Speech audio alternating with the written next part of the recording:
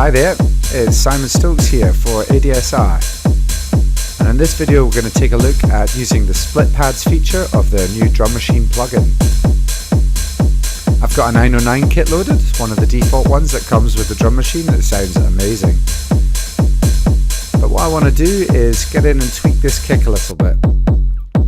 So you can see the normal parameters for tweaking the kick live here. We've got our envelope for shortening it, lengthening it, and we've got this lovely transient control which lets us either soften or boost the transient at the start of the kick drum by turning it up or down.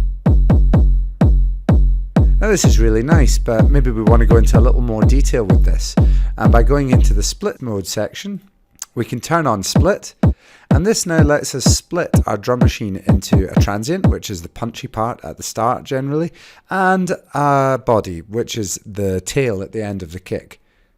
Now we can choose where the transient begins and ends, so at the moment we're only listening to the transient, and I can say okay, maybe I just want it to be that tiny little bit at the start, and the rest will be body.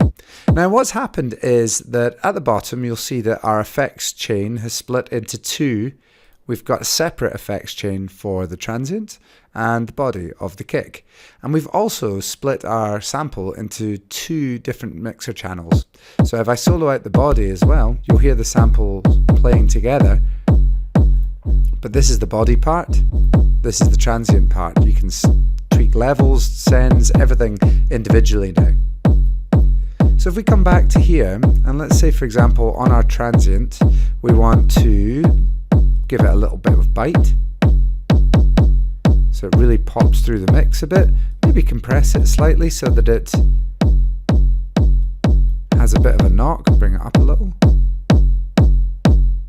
And you can hear now that that transient has come up significantly compared to where it was. This is how we were sounding before.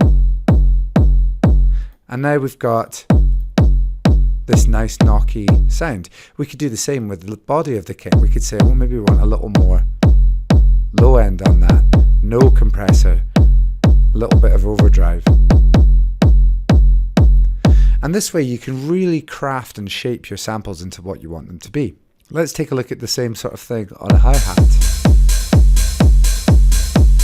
So here's our hi-hat that's playing just now. If I come over here, I've got the standard envelope controls. I can give it a little more bite or a little less bite. Again, if I split them up, turn this on, and I can just get a little bit more bite into that very start of that sample. I can make it very short or very long.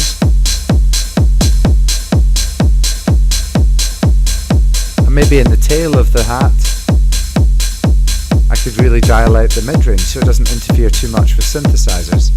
There's a million different ways to use this, but there's a couple to get you going. Thanks for listening. I've been Simon Stokes for ADSR.